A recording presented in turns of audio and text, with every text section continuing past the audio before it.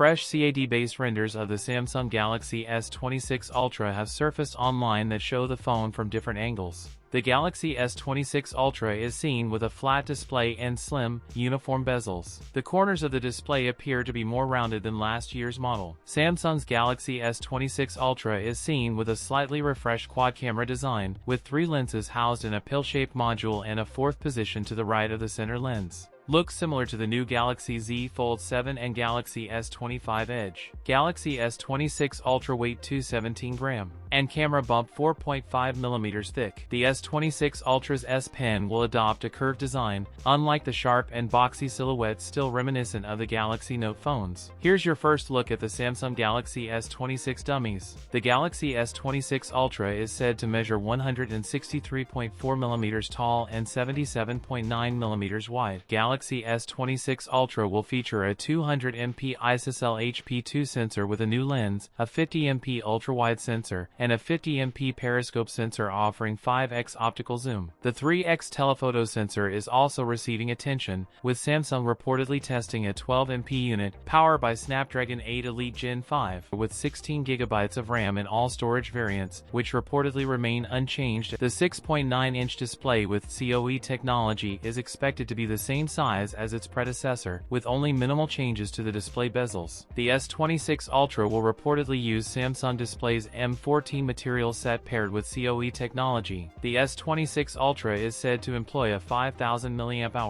Samsung will finally adopt 65W wired charging. Samsung is expected to announce the Galaxy S26 lineup in January 2026. That's it for today's video. If you enjoyed it, don't forget to like, comment, and subscribe for more content. Thanks for watching, and I'll see you in the next one.